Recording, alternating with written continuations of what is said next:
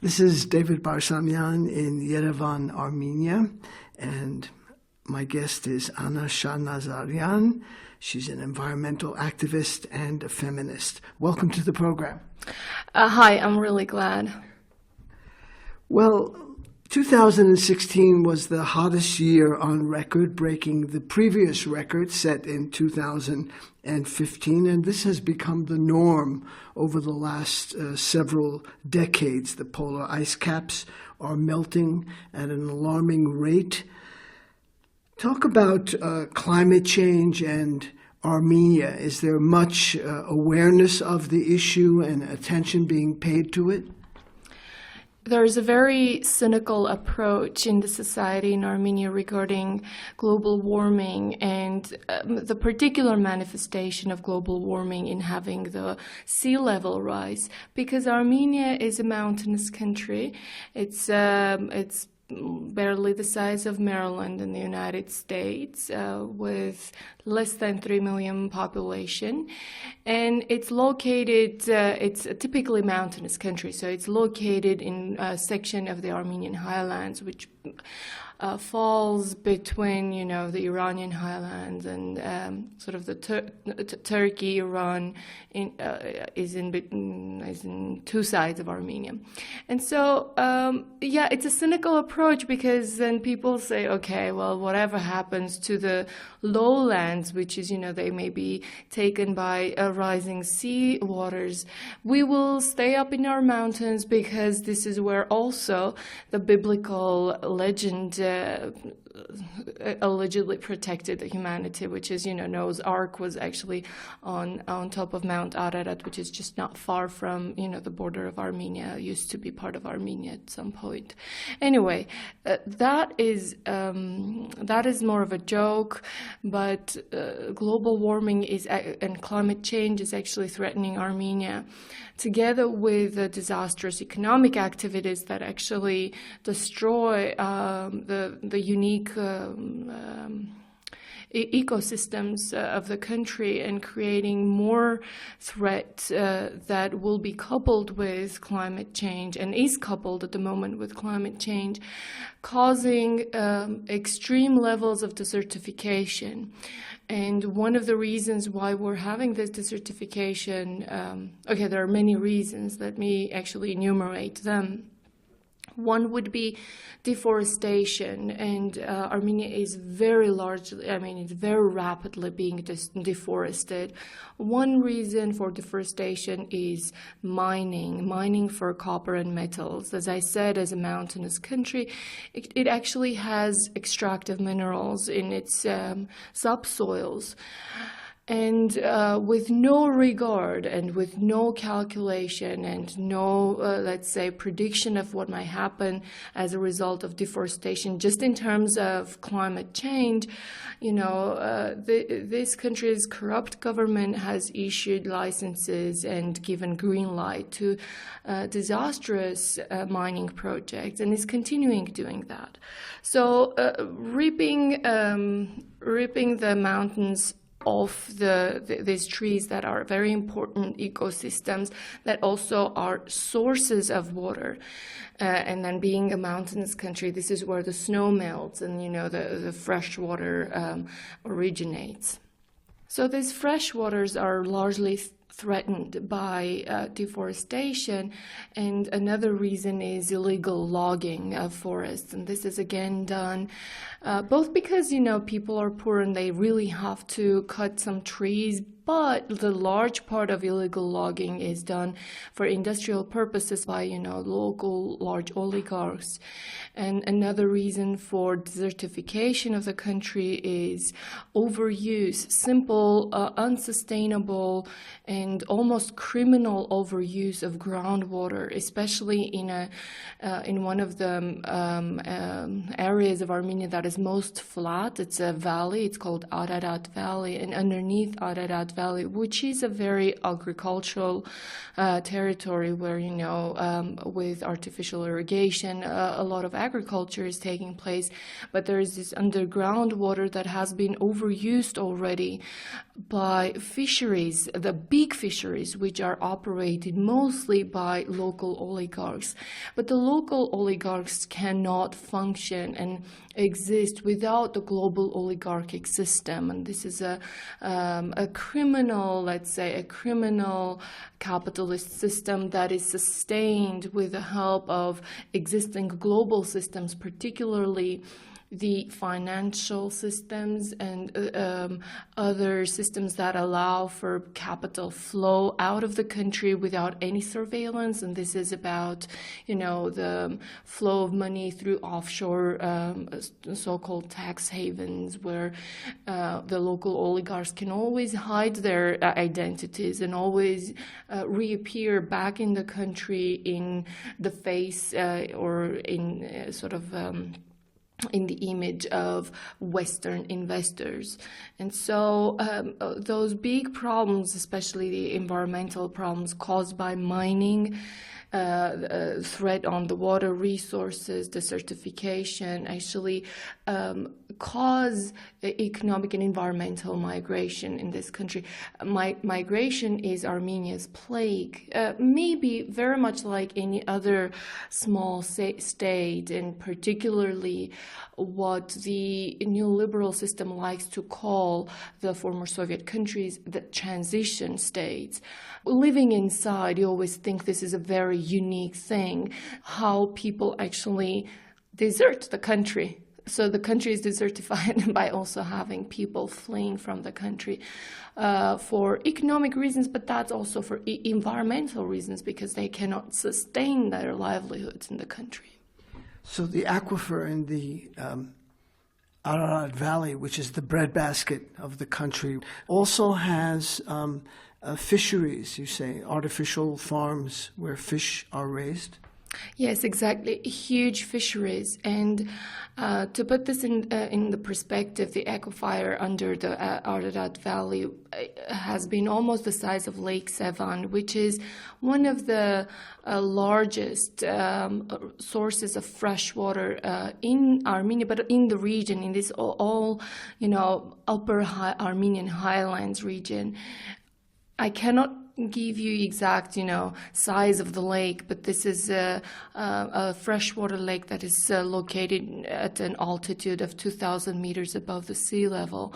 And so the aquifer has been the size of this lake, and it has just within almost 20 years gone twice less, twice smaller.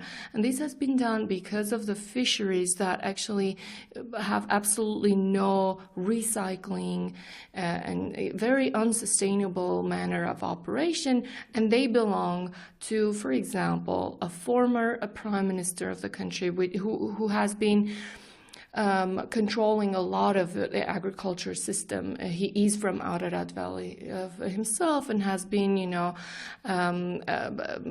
making a lot of agricultural businesses. Another oligarch who has been a parliamentarian for a long time, who monopolizes a lot of economic spheres, including imports of primary commodities like food commodities. He has a monopoly over them, but he also has these huge fisheries. But what's really alarming is that what is actually our approach, our actual understanding of what we have in terms of, let's say, water resources, and what is happening through, let's say, a financial global perspective. We are at the moment one of the most rapidly water privatizing places in the world. For example, back like maybe 15 years ago, when the first water privatization project took place with the, let me say, support of the World Bank, but it was more of a compelling of the World Bank. It was just the water supply system in the capital of Armenia, which holds almost half of the population of the country. So 1 million population, an urban area, and the water supply is privatized. I mean, water is privatized and the supply is given to a French company, Veolia. Veolia is a global transnational company known all over the world. Also notorious all over the world, but here in Armenia, this talk is not taking place.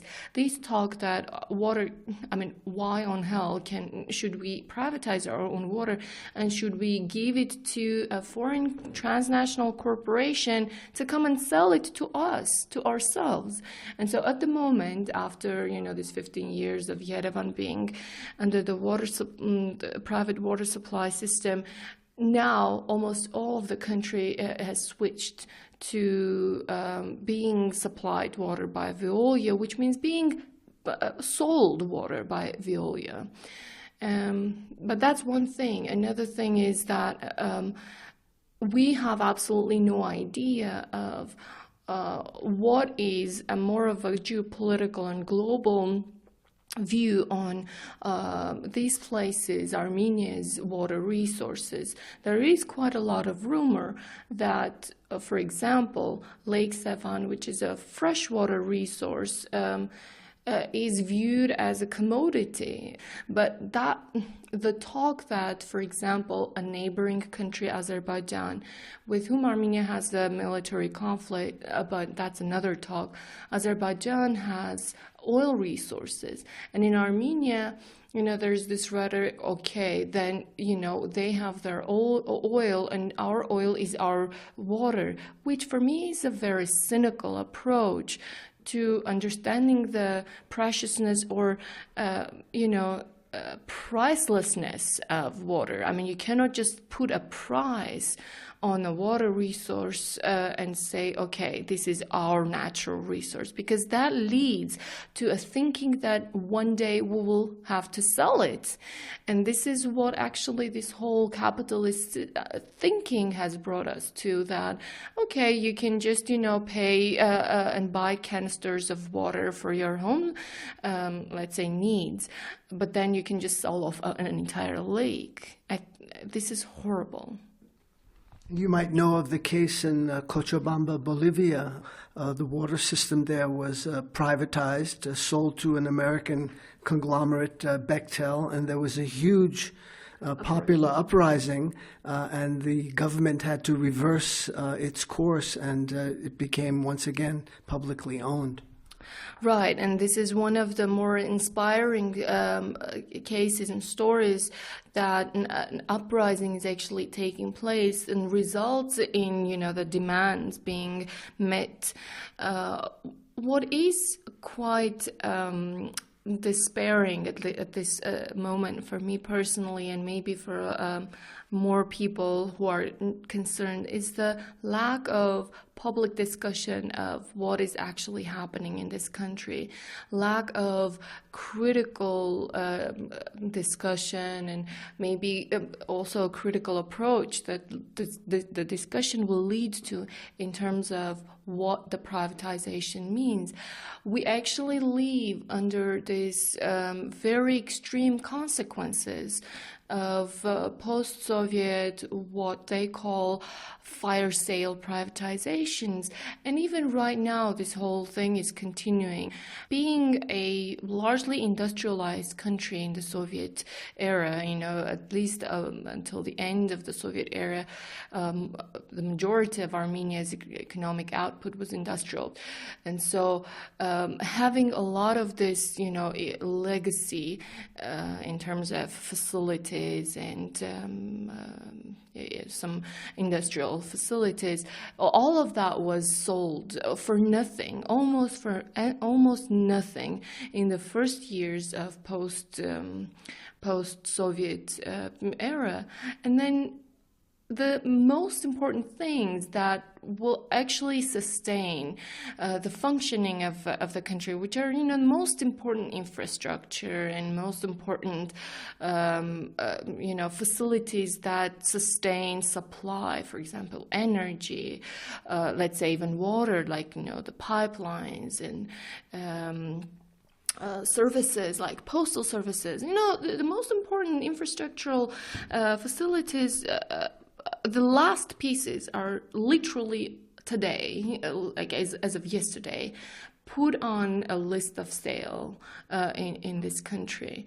Like hospitals, for example, 10 large hospital centers were put on the list yesterday to pass in an non-publicly discussed, non-parliamentarily discussed a bill, law, a draft to be adopted. Definitely will be adopted, but hospitals being sold, post service being sold, very important energy and other whatever is left over being sold. There's no discussion that this is not fair. And this is the result of basically draining the country of a critical approach. Can be journalistic, can be academic, can be popular. And I think this has been a very deliberate thing, for example, of filling Armenia's academia with capitalist ideology when it comes to, let's say, economy, for example, and driving out any possibility of critical approach, because what would be a criticism would be labeled as, oh, you're stupid communist or stupid Marxist or whatever.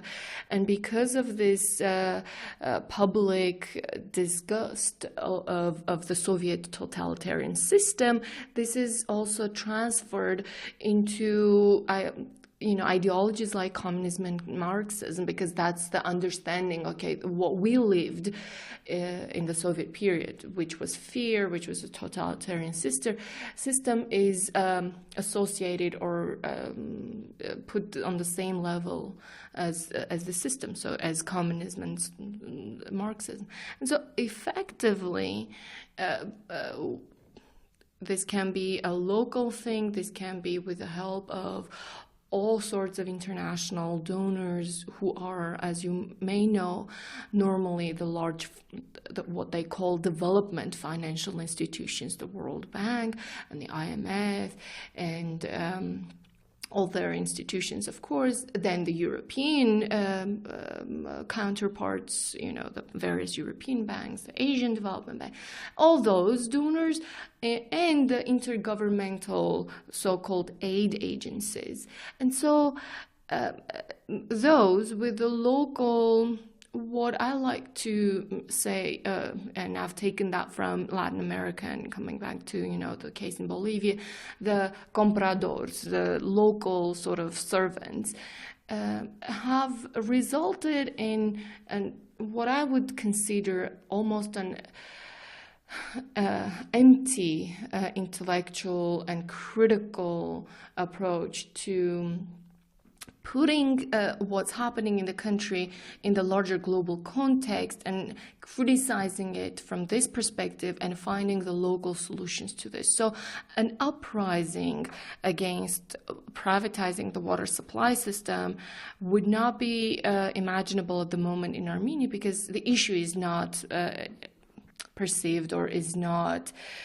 The issue is not understood in those terms. People know they're poor. People know they have a problem with their water. People right now, as of today, are blocking interstate roads from the villages because of the water issue.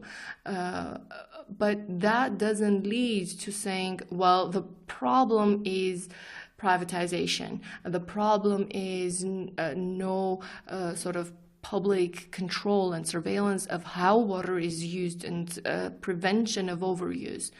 It's just a very local, short-sighted approach. And okay, people just block the road, and if they get some water tomorrow, which they will go home. So. So the resistance is not sustained. No, the resistance is not sustained because, like I said, it's not put into a larger political perspective. So a lot of the things that are happening on a local scale, just with very local grassroots sort of organization. But this organization, as important as it is, it lacks a political sort of understanding and maybe ambition. So ambition being that, okay, well, we have to think what are the causes of this problem. And so going to the causes is something that is not taking place. And unfortunately, almost the entire academic field is, academic sphere is filled with non-critical, very capitalist, very financialized, let's say knowledge in converted commas, because this is not knowledge. I think this is ideology. So in terms of the lack of discussion in Armenia of these important domestic issues, is that a result of direct or indirect repression, or are people self-censoring themselves? This is a difficult question because how to explain? The media, for example, let's say, broadcast media is entirely controlled by the ruling, let's say, elite or the ruling government or the party, let's say.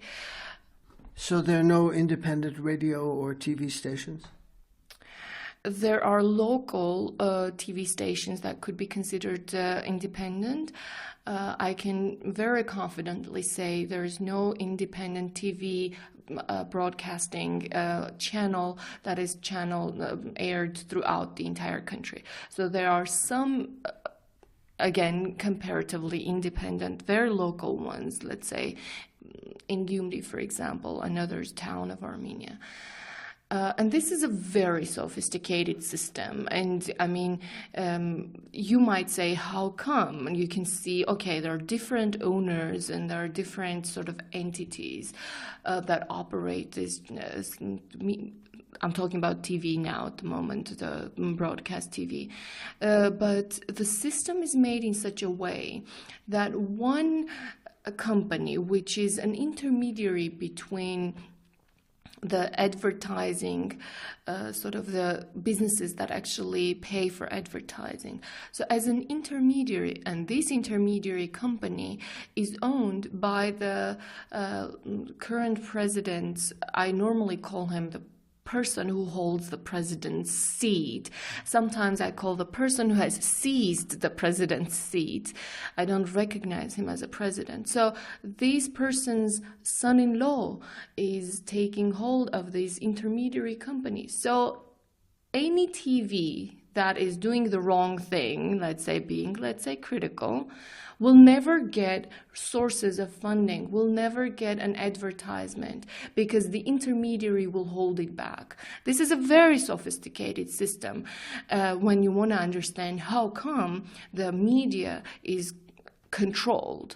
So it's not literally in, very blatant dictatorship way blocked and, with the police going and sweeping the, TV companies. No, it's done through a systemic manner.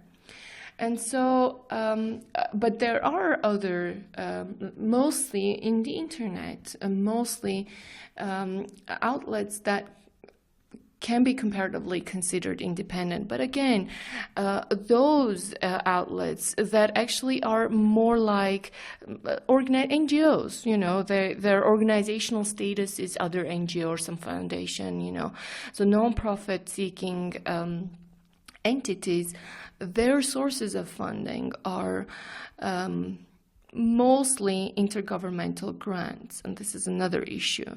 So I've witnessed myself the sort of soft or maybe self-censorship when it comes to, let's say, criticizing foreign governments, because then you actually depend on a foreign government grant. Sometimes it may not happen, depends on the country. But this is the problem, especially with the civil society in Armenia, and maybe in all over the world. When civil society depends on intergovernmental, not intergovernment, but governmental organizations, grants, be that the different development agencies, or be that the other types of organizations that are funded by the government of different states, we have a huge problem of this sincere and actual independence of the civil society institutions. And Armenia is one of these, and I criticize very much of what's happening in the civil society sector just because of this reason, and that reason being their agenda is very much donor-driven. It's not so much grassroots. Their problems are visible, of course. I mean, organizations working on corruption, but the way that they actually start formulating their actions, it looks like they're just, the other arm of the donors working with the government. So the donor will say, oh, well, government, here is what you should do to reform your system. And as an subsidiary, let's say, or supporting activity, I will also give the money to the civil society to make sure there is some balance over your reform making. And this is what I say is not an independent situation. What about such social media as Facebook? Is that used by activists to challenge hegemonic thinking? So Facebook became very popular in probably 2007, 8, 9, 10, and this was a period when it was expanding all over the world and becoming a useful tool. And it really very successfully was used by some grassroots campaigns, and also to the benefit of these campaigns. Facebook, we have to acknowledge, is as much as it is social media and gives the impression that this is where one can express their free speech. Facebook is controlled by a corporation that is making a lot of money. And so the system and the internal logic of Facebook has changed. And we as activists are now facing this situation when we didn't have public outreach and access to people, it was okay at some point. But now you have to actually pay to be able to reach out to larger population in the Facebook. So if you, for example, have a campaign page, your campaign page will not get the views that it used to get maybe 5 or 6 years ago. You only have to probably just pay as an advertisement to have your post reach people who are registered on Facebook. So locally, let's say, from a government's perspective, Facebook is not blocked. It's operating freely at the moment. But the internal the internal setup of Facebook hinders from it being this large mobilizing tool. Just because it's shifted into a very profit-making logic, the algorithm it's operating on. But I have to tell you, we haven't witnessed a situation when the regime would be so threatened as to start blocking, because we have an experience of having complete moratorium on both social media and generally media, and that was in 2008 when a state of emergency was announced, and this is when an oppositional rally and this was a year of presidential elections, and the opposition was not recognizing the results of the elections, and the oppositional rallies, or basically it was a sit-in already for almost 1 month in the central part of Yerevan, was cracked down very violently with arms and with army and whoever, and with victims. And this was a situation when that government announced moratorium, and this was a situation when everything was blocked. So what I want to say, in a moment when the regime feels like it's threatened, anything can be blocked in this country, including Facebook. It's not excluded. To get back to environmental issues, what about sustainable energy? Is there any movement in that direction? This is a country rich in sunshine. There's lots of solar energy potential, wind energy potential as well. So on a grassroots level, yes. And on a governmental level, maybe some people who have some consciousness, who are not completely servants of their masters, and I will come back to who could be the masters, they have this consciousness and concern, and the opportunity. And even in the scientific field, there are people who have been speaking and who have been testing alternative energy. But we have to realize who we are. As a country, as a state, it is largely colonized by Russia.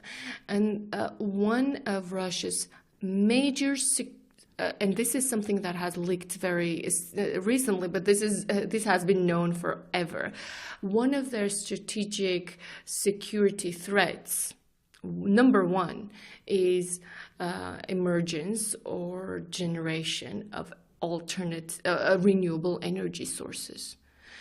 Because Russia exists on selling its fossil fuels, and anything that is renewable is a threat to Russia. But in Armenia, which is a small country with very small supply that we get from, we depend on Russian supply of gas.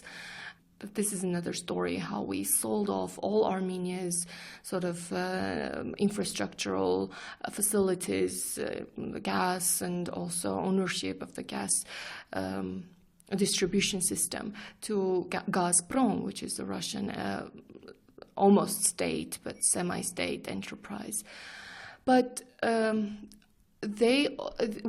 not a big market for Russia. But having Armenia depend in a very extreme dependence condition keeps the strings attached to Russia. And so when we speak about alternative energy in Armenia, we have to see who we're facing. And so possibilities of importing, let's say, I know, for example, importing wind turbines in this country is extremely expensive because there's no preferential approach, let's say, levying the customs fees for these technologies. You can levy customs fees for anything else. Mining equipment, huge, caterpillars, huge. You can do those kind of things. But things that are about, renewable energy haven't been possible. So with some, again, donor support, and this is something that we see is happening, German Development Bank, which is called KfW, some other agencies, particularly, European, but also even IFC has been sponsoring renewable energy. What is IFC? IFC is the World Bank's business arm, which is the International Financial Corporation. So some move has been made in making at least some ground for developing some renewable energy system in Armenia, and particularly solar energy, because we have very bad experience of going into small hydro, and small hydro has caused huge environmental problems in this country, draining the rivers, because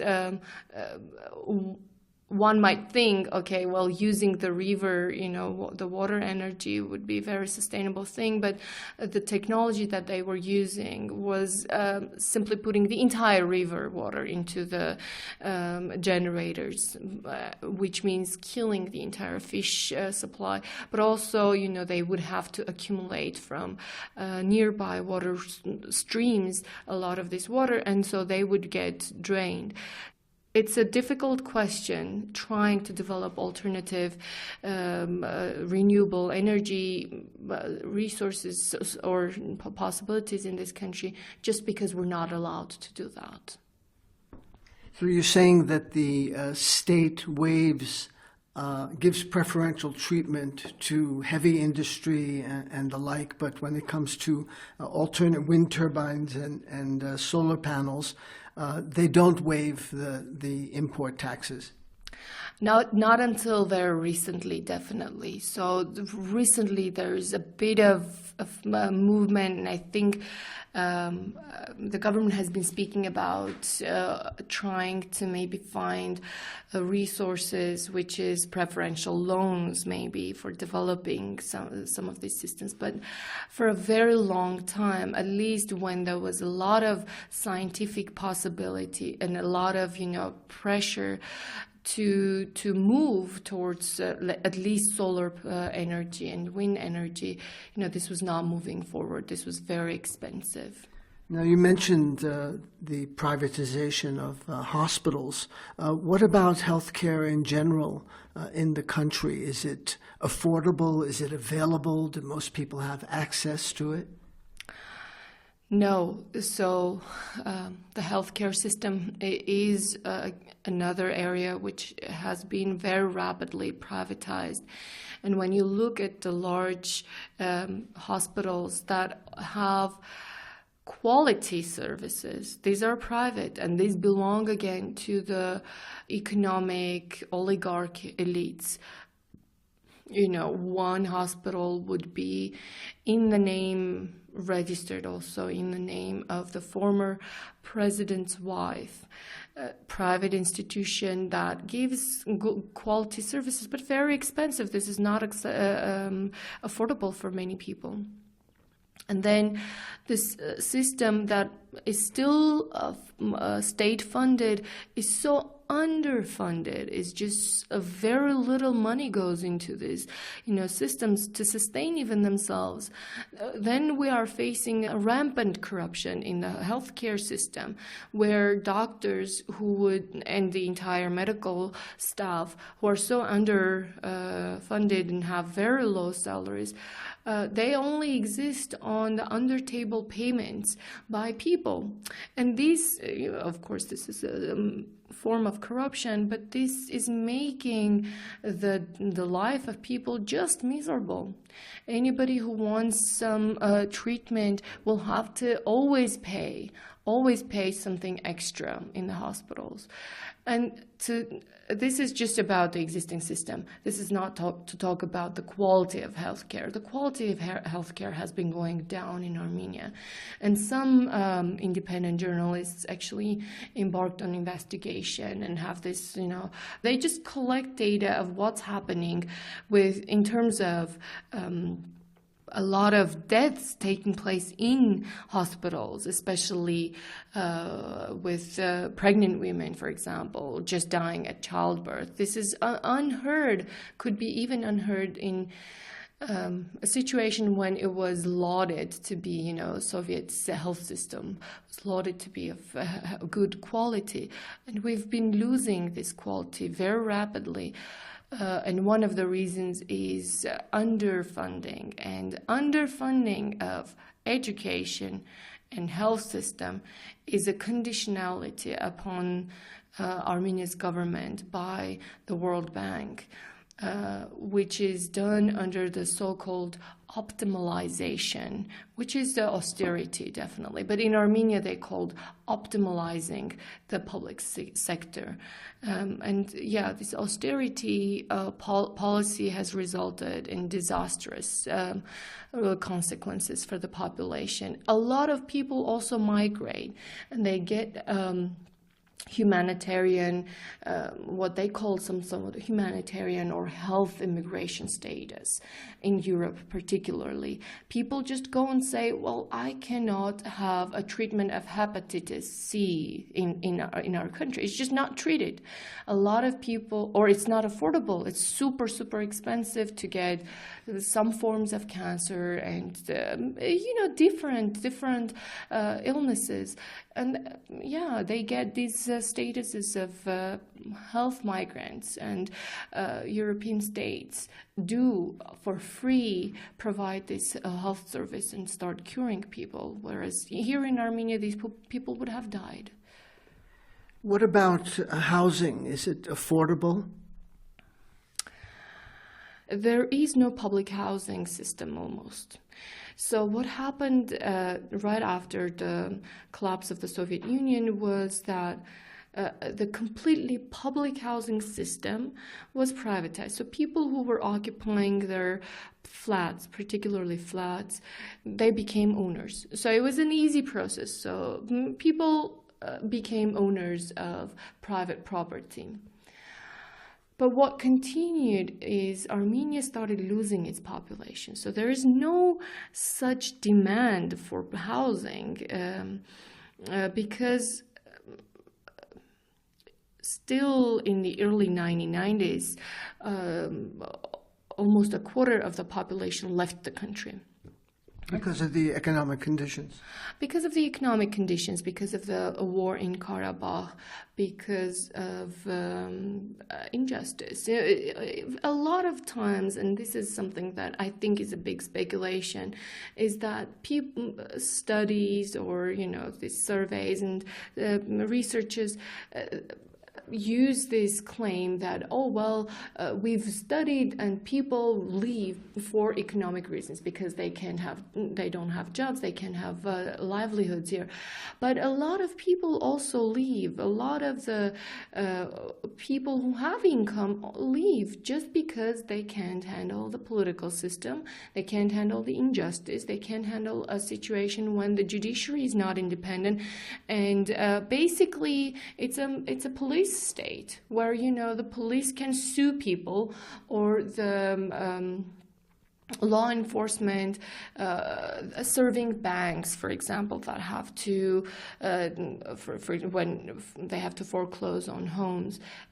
I mean, people can't handle these situations anymore. The injustice is so huge, they leave. So let's say economic, environmental, injustice reasons force people out. There's no big demand for housing, and so it's a very decentralized let's say market in a way, but people cannot buy new flats and houses without having to rely on mortgage loans. Mortgage loans are extremely expensive in this country, and there's almost no public or state, let's say, preferential loan system. There are some things, and this is another corruption scheme.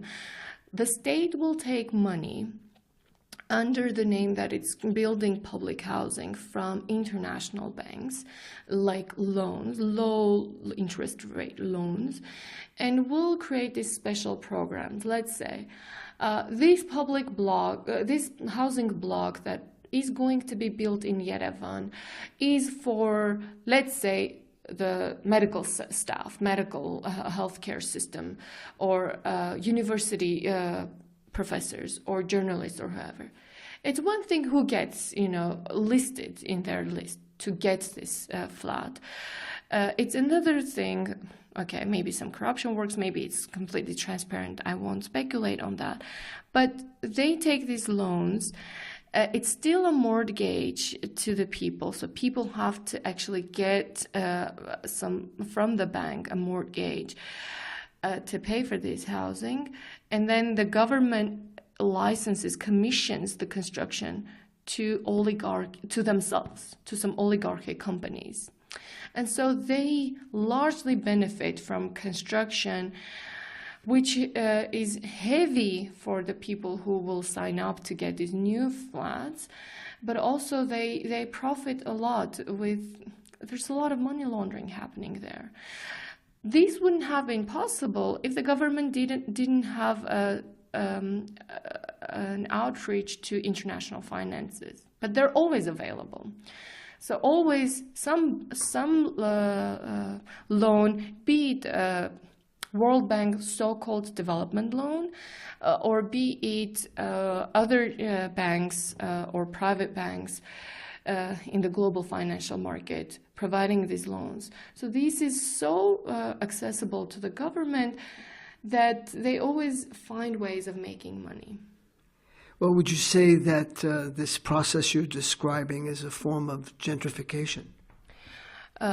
In one way, yes, also, because some of the things that I've been saying, with the scheme of constructing housing blocks, some of that is actually taking in central parts of the capital of Armenia, Yerevan, and in the form of gentrification. And I want to just describe one scheme. It's heartbreaking, actually, but this is the truth. So just the government has a law that is abusing a lot of the times. It's called public eminent domain. And so this law allows for the government, against the will of people, to make a decision, to make a decree using this law that this is public eminent domain.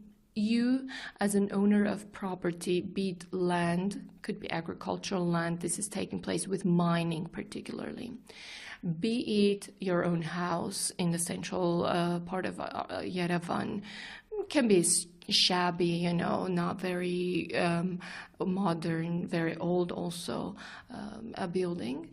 This allows for the government to take that property off your hands. Even if you're against it, even if you're saying, I'm not selling this property to any construction company or mining company, the government will make a decision for you. And so, they use this law, public eminent domain, to simply seize the property off the hands of people. They, for example, in central Yerevan, they've seized the property of a lot of people to build sort of new blocks, what they call Northern Avenue, for example, or, other extremely huge, from a seismic consideration, very dangerous, very hazardous, because sitting on the mountains, we're a very seismic area. The earthquakes are taking place, and earthquakes are quite disastrous, and we have a very recent memory of a hugely disastrous earthquake in 1988. So they build these huge residential buildings, or maybe other, office buildings, or, huge. They're not skyscrapers. They wouldn't be able to build those here, but, very disproportional to the landscape, also monstrous buildings. Before the construction is over, just when it starts, they start selling the area, the square meters to be built. So people go and start buying. People actually take loans to do that. That's just a bit more, a bit cheaper than if you would buy when it's completely finished. And so what these construction companies are doing, and they're completely, again, in the ruling elite, so they can be parliamentarians, they can be have posts as, in the prosecutor's office, or, various officials who own or whose family members own these construction companies. They sell the exact same territory to a number of people. And so when the building is finished, people come to ask for their keys. And then there are these several households who are like, oh, well, this is my flat. And then the other was, this is my flat. I paid for this exact, floor, this exact flat. And they start, of course, this breaks their hearts, and they start this futile judicial system suit. They go to the court and start suing the company. What the company does now, listen to this, is, okay, there was a mistake, I will compensate, and we will give you another flat which is not in that same building, which is not in that same even district. It's outskirts. It's in the outskirts of the capital. We will just compensate. We will give you the same thing, which means this construction company is just using, ripping people off them, their pockets of their, money, and circulating this money constantly on construction. And this is a very good money laundering scheme,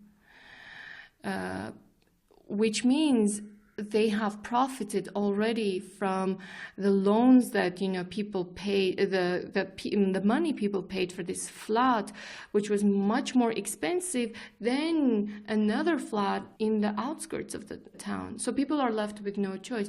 This is just a scheme of how gentrification that is taking place, but is actually benefiting the economic elite. And the economic elite is only able to do that because they're secured. Their money is always secured somewhere in Switzerland or in Cyprus offshore banks or in British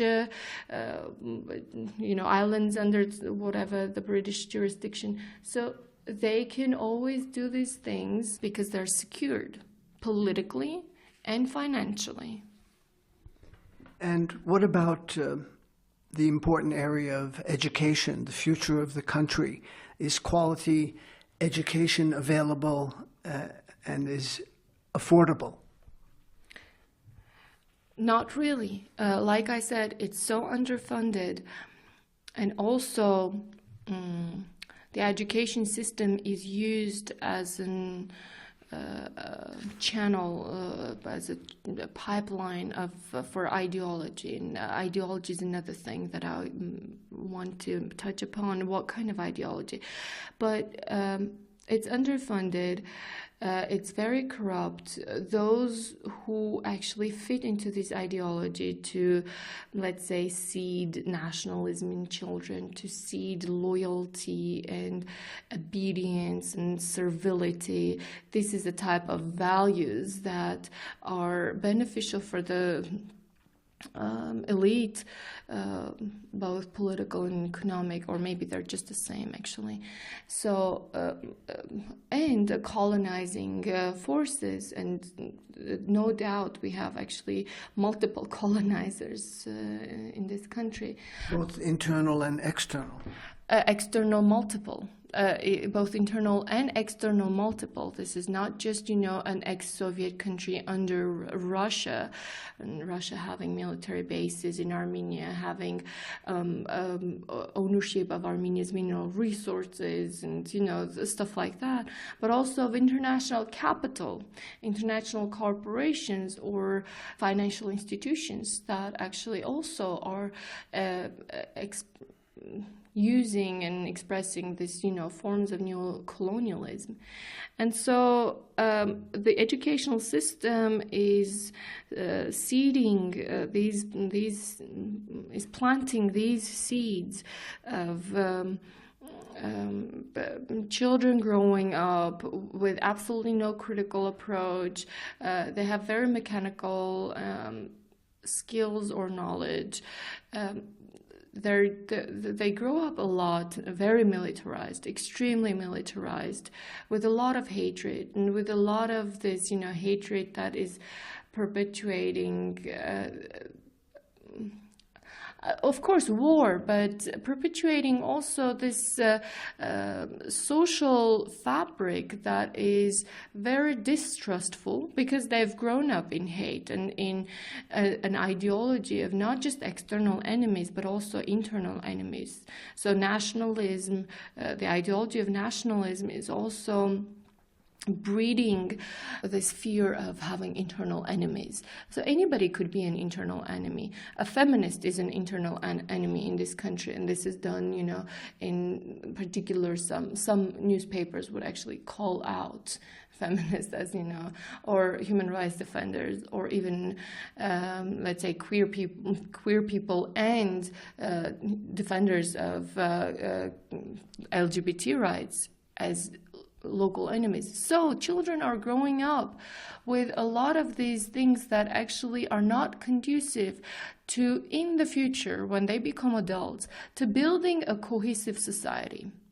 So we're growing with a very atomized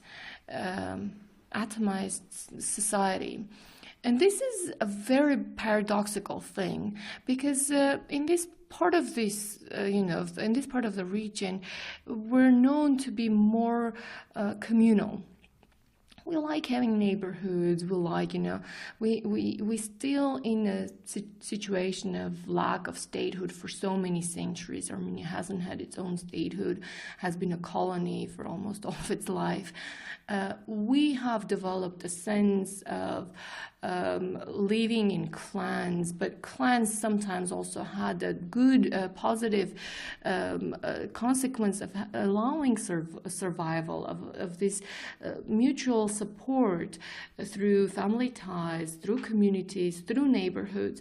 And so the communal lifestyle is actually going down, not because of this widespread liberal ideal individualism, but very bad values of distrust, of hate, of not trusting grassroots independent mobilization, because then they would say, oh wow, you're destroying the foundations of this country, or you're destroying the foundations of family. Not being critical, not being resistant. So all these values are planted and bred in the school system that is underfunded, and a lot of schools are being closed down, and a lot of people are choosing now to send children to private schools, which are extremely expensive, and they're only available to, again, elites. And there is this glorification of private schools, or people who would be oligarchs normally abroad also, but in Armenia they're considered, the charity people, the people who have money, maybe living in Russia or in the US or maybe even in Europe, who have large businesses, but see they're these successful businessmen who are doing charitable programs in Armenia. And they consider building a private school, very expensive private school, a charitable program. So that's very strange. And this is how the educational system is degraded. A lot of the villages, which have been depopulated, but still have some kids. They can have like 10 kids. In the entire village. These 10 kids don't have a school.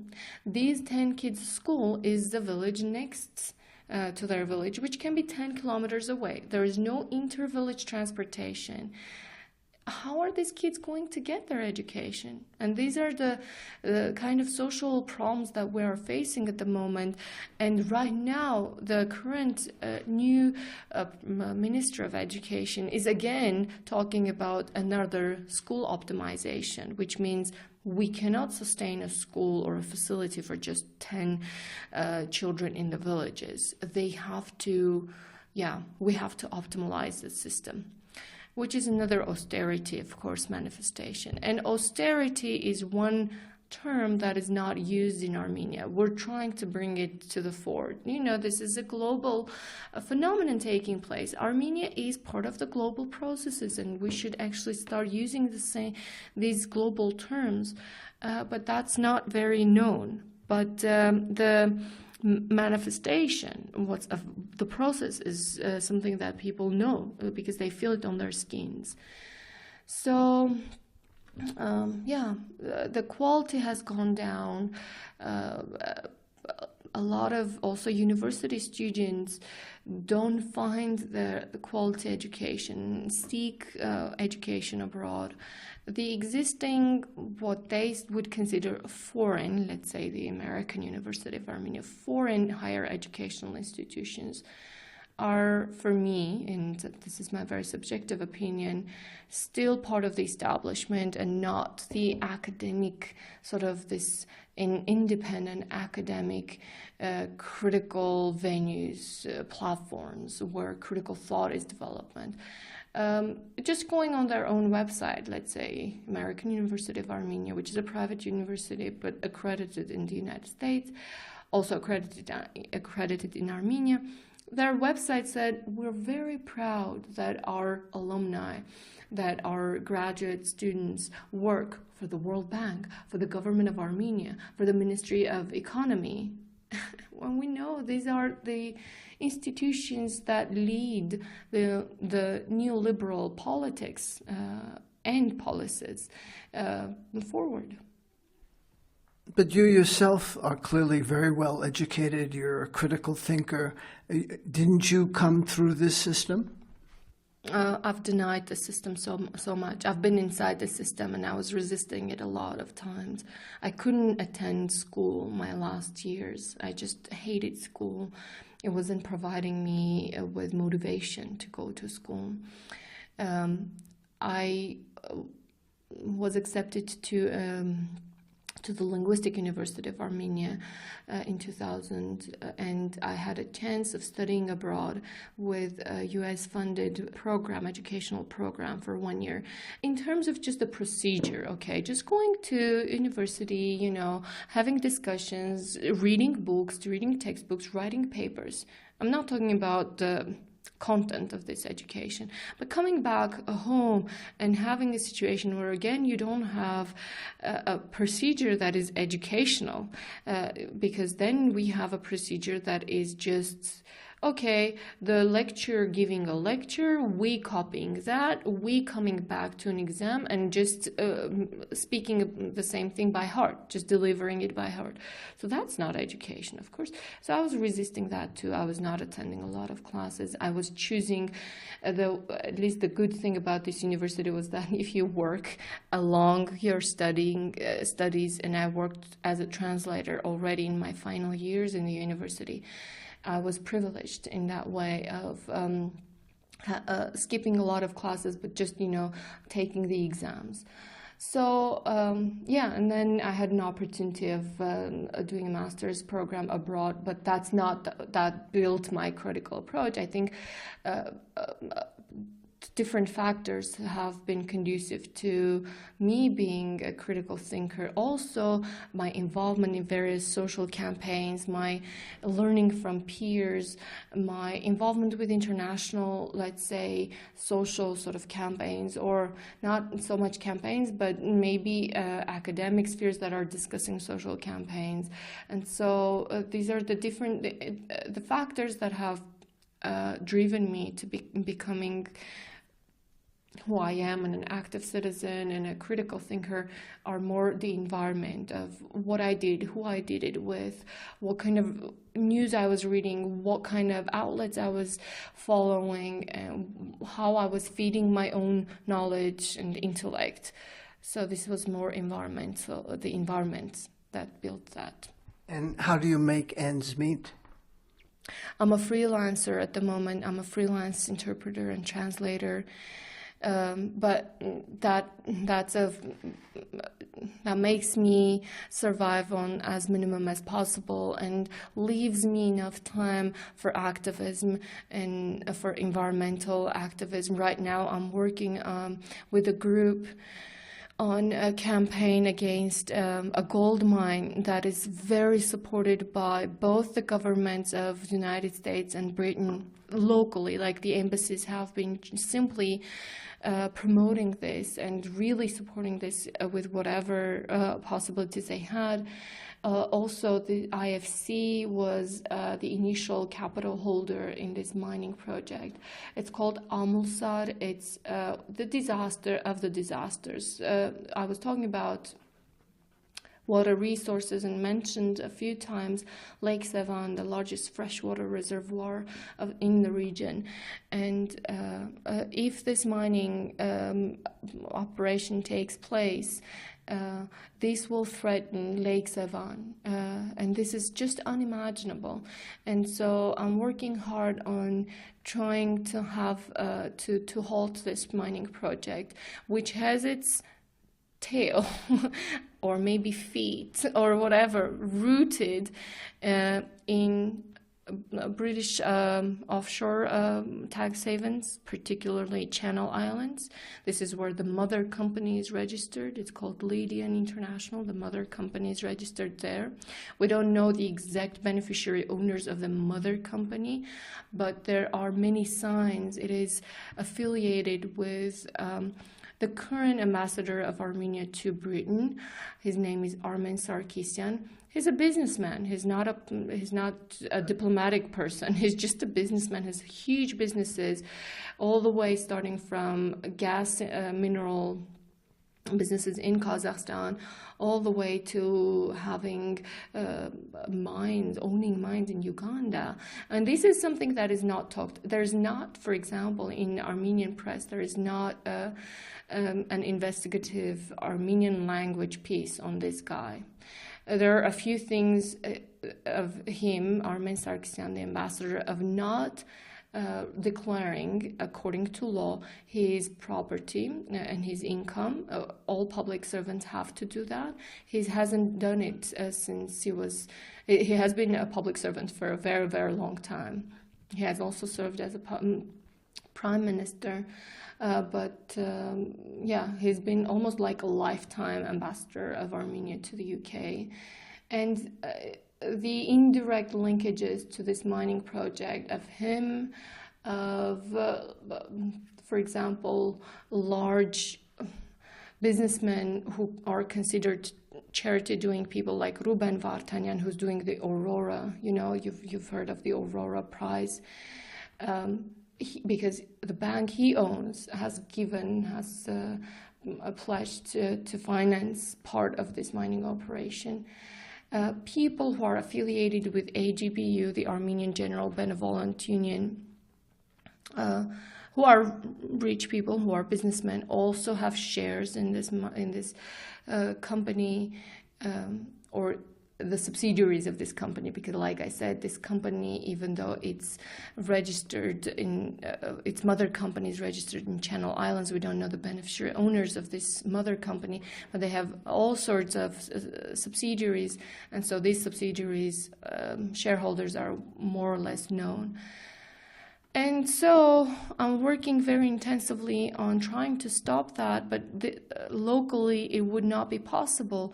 A lot of pressure has to come from abroad, from even the Armenian community abroad, because it's the Armenian businessmen, it's the Armenian institutions like AGPU that actually support this mining project. So anything that the diaspora and Armenians that will listen to the radio, not viewers, but the listeners of the radio, can do about this will be absolutely great help.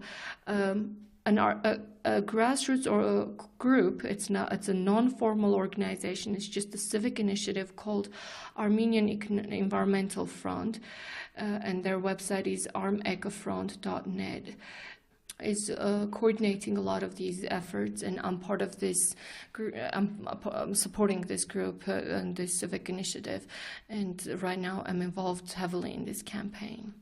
Give that website again. armecofront.net. Now, one cannot miss being in Yerevan, the humongous U.S. embassy. Why is there such a large embassy in a relatively small country with a slight population? In central part of Yerevan, there is an analogous building, but not horizontal. It's huge, but vertical. So it's a huge building, and that's the Russian embassy. Definitely, the presence of such a huge representation, which is fortified. You can imagine how fortified this embassy could be. A lot of the times we don't even know what kind of departments operate there? Is there a military, for example, section? There's military attaché, definitely, but what exactly is there? How it's operating? We don't know much about it, and it's not incidental that I mentioned the vertical analogous embassy, which is the embassy of Russia. I think the reasons are more geopolitical. The reasons are not necessarily related to Armenia, the country. It's more geopolitical. But we don't know why, for what reason are these big facilities built and what they will serve in the future.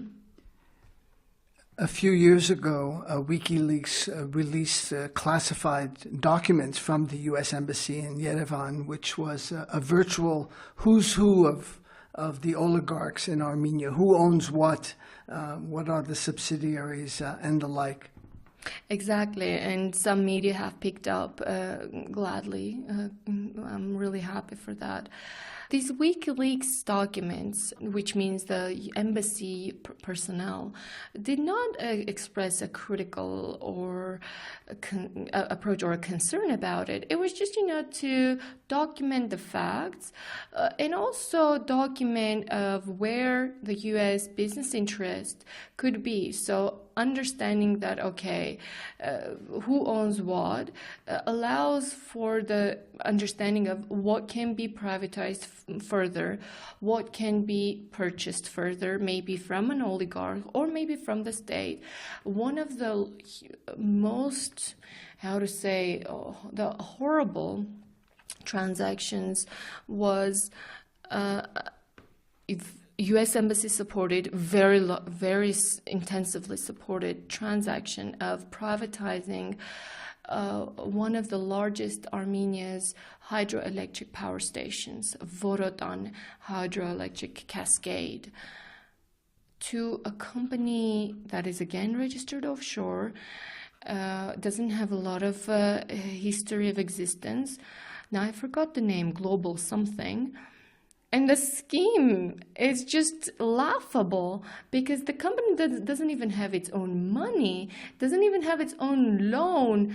The way they purchased means literally giving it away. I mean, the way they purchased, supposedly the Armenian government always says, we're short of money, the budget doesn't have revenues, we're short of revenues, so we will sell off and have some revenues. But this didn't even result in revenues. This is going to be paid in, installments, and in a way that is just, like almost giving it away. Maybe a revelation for us, or maybe a documentation, not revelation, documentation of much of what we know or what we feel and sense. But from a embassy perspective of why they were actually doing it, it was just, to document who's owning what, who has what kind of power, and political power linked with economic power. This is what they sustain, the ruling elite, but it's also possible to shatter some of that, maybe, get some other gains. Doesn't have to be a local oligarch, can be also possibly a global oligarch. Why not? There seems to be a pattern with the collapse of the Soviet Union in late 1991 that the states that emerged, including Armenia, but the other former SSRs, Soviet Socialist Republics, there's a pattern of corruption, concentration of power, media control, oligarchy, and the like. Do you think that's a direct result of the way the Soviet Union operated, and that is its legacy? I think what you just described is, in other terms, called transition countries. So after the collapse of the Soviet Union, particularly the United States and the World Bank penetrated all these states with what they called transition support. and transition aid, providing a lot of money for so-called reforms in these countries.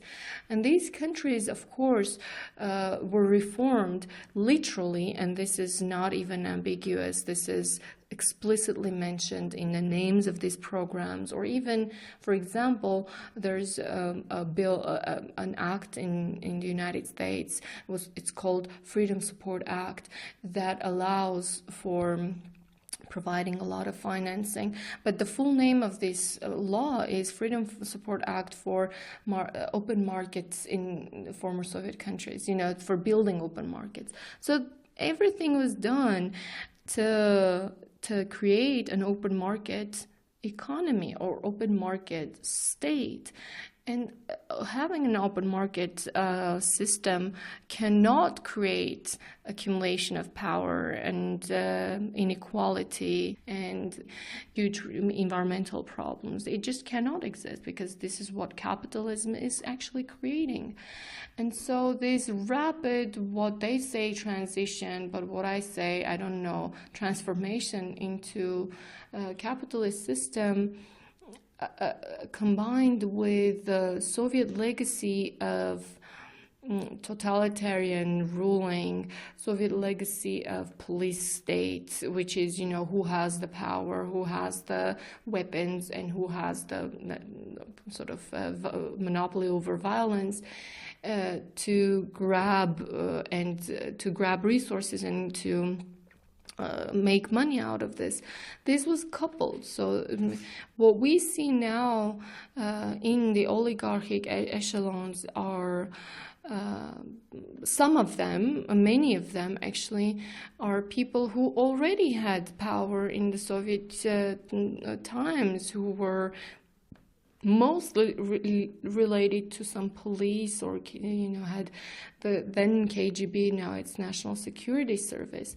For example, the current president, his entire background is in the National Security Service, and in the Soviet period it was the KGB, so he's a KGB servant, but he was able to come to power and has a huge economic also power. So what I want to say to your question is, yes, but it's coupled with capitalism.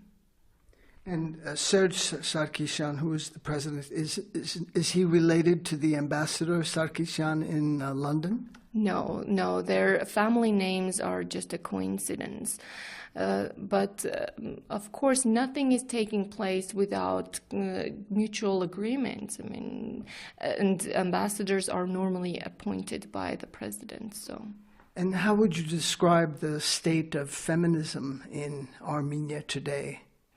Luckily, it's actually growing. It's expanding, and this is something that I'm really happy for, and something that I'm actually supporting. I'm also involved in feminist groups and initiatives. I mean, one thing is, political rule, capitalist system. Another thing is that this capitalist system that exists all over the world, it's also either supported by patriarchy, or it's the egg and chicken story. It's either supported by patriarchy or supporting patriarchy itself. So, what are the major issues facing women today in Armenia? For example, access to reproductive rights. We still have access to reproductive rights. So one thing is that, of course, it's not publicly funded. Like I described, most of the healthcare system is privatized. And, for example, seeking family planning would be something that would have to be paid. The only thing that is related to the militarization of the country is that one of the very few health services that is provided completely for free, they get vouchers, women get vouchers, is for birth. So all the birth-related services are for free. It was done to promote reproduction in this country, because being in a state of war and with a huge war rhetoric, very militarized, women are viewed as producers of what, the soldiers basically, but what the country in war would need as a product, which is a human flesh. And so that's a very sad situation that puts a large burden, both physical and moral burden, on the women of this country to give birth to children who potentially are viewed as soldiers, who potentially are viewed as people who will eventually be used in battle and die. And so this is a huge thing, and militarization is one of the number one threats or how to say systems that create a lot of the violence against women. And when I speak about violence, I mean both direct violence and the structural violence, which mean, like I mentioned, the moral obligation that is put on women to start giving birth. And the moral obligation also of not complaining when their sons are being killed, both in combat, but more than in combat, in the army, just because the army as a closed institution and a very violent institution leads to a lot of killings killing between soldiers, or between soldiers and their higher command, but also suicide, a lot of humiliation that is taking place in the army system. So and women have who are more grieved. Of course, their fathers, are also grieved, but women are the ones who are called upon by the officials as mothers of the nation to give birth, to be good mothers, to be mothers only, and not human beings, and not women, and not, anything else, but only mothers. And this is even inscribed in their own, for example, the Republican Party's ideology. It's written party document where they say women are, first of all, mothers and Armenians, and then afterwards they are something, whatever, teachers or. So Republicans being the dominant political party here. Yes, and a very conservative party. What about access to abortion, given this background you just described of women as child producers? So they still have access, and this is one of the happy things, one of the happy legacies of the Soviet health system. But unfortunately, we have this huge issue of comparable to global issues of selective abortion. And so this nationalism and militarization, and also it's not just a very recent thing, it has existed throughout centuries of preferring male children, male fetuses and male children. And at the moment we have this crisis of female femicide also at the level of fetus. So girl or female, female fetuses are being aborted just because there's a preference for giving birth to boys. And in terms of divorce and owning property, are women privileged or given their rights? Yes, by law, yes. So when there will be people who will like to discuss things on the level of what, for example, the CEDAW Convention prescribes and what the Armenian government is doing. And so they would start discussing those things. And then the Armenian government's position would be, gender equality is ensured in this country at the level of laws. Women don't have any legal obstacles. But that's not the kind of discourse I want to lead. Even though women, of course, have all the rights and there's no legal discrimination against women, there's also no legal or just social promotion of justice, of gender justice. I'm not using the word gender equality. I want to use gender justice. For example, women can own property, but what happens with a lot of these oligarchs is when oligarchs want to hide, they use their women, their wives, as sort of a way to hide, because a lot of public officials, they either have to report or they cannot. I mean, according to the previous constitution, which was falsified very recently, 1 year ago, and a new constitution is adopted. But according to the previous one, a public official is not allowed to be a businessman. They have to choose either public service or business. So a lot of these, public officials who are businessmen, they would use their wives' name to register their businesses in their wives' names, or their, bank accounts, or, which means again a very institutional instrumental approach to women. Women are used to do this. Or, for example, there have been these cases when microcredit was provided to women only to support women entrepreneurship. And there have been all these cases when, women would go get registered and get the loans, and then the husbands would do the work or this business. So it's always important when we're discussing these issues to look at the micro level, at the case by case level of what actually the liberty of women is in terms of doing their own entrepreneurship, or being involved in decision making, etc. And they're not. They're driven, especially now, very rapidly recently, because of militarization, into homes, into kitchens and motherhood, because this is what the military elite wants and needs of women. On a legal basis, they have rights. In reality, they don't. But in the legal system also, there's this thing.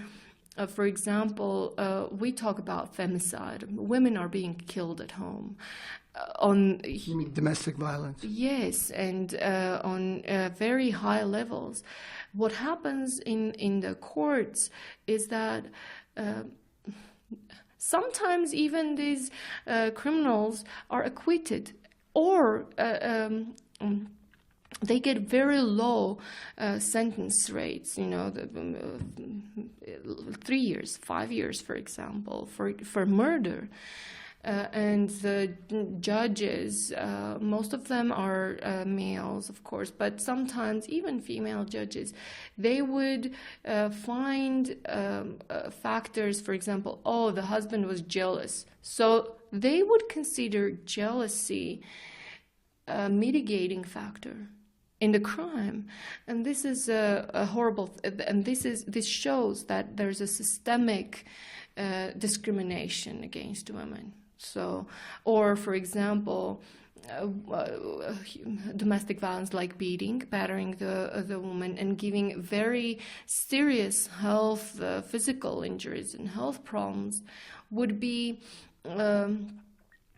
pardoned by the court. And with what reason? The husband has been a military servant, has done good to the country, has fought the war in Karabakh and liberated Karabakh.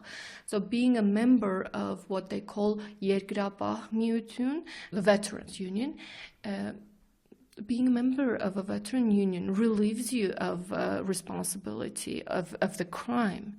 And they can just get off with $100 or even $50 fee for extreme humiliation, battering, years, or even one of the cases is even one of the worst things. The husband was battering the wife, and the older daughter was also being abused, and he would just keep the older daughter in the barn chained as a punishment. He would chain the daughter from the neck in the barn next to the cows as a punishment. And so this person gets off from the court with $50, $70 fine only. Well, you've very critically deconstructed some of Armenia's salient problems. But as a kind of wind-up to this interview, could you suggest some solutions? If you could close your eyes for a moment and imagine a different Armenia, what would that look like? Before I would reach to this different Armenia, we would definitely need a lot of resistance. And this is something that I embrace, a spirit of resistance, the action of resistance, because it is through resistance that we build our imagination about alternatives. And having been in various social campaigns, when the normal good, and this is a reaction, of course, and it's very normal that you start saying no. We start saying no to the mine in the forested area in Terut, for example. We say no to the mine in Amulsar that will jeopardize the water resources of this country. But then we came to realize, okay, we need the alternative economies. We need alternative ways of, activating community life, especially when it's so deprived, the villages are so deprived in Armenia. And so the resistance builds a lot of imagination, and relying on this imagination, we then imagine what could be the future. For the future, I imagine a place that is largely like a national park, a specially protected area. And I think Karabakh, the region where there is an ongoing war, a region where, people have died, Armenians have died, Azerbaijanis have fled and also died. But this very contested place with very unique landscape, nature, very, very unique nature. This could be a completely protected area, which means you can't even fight there. Don't even wage a war there.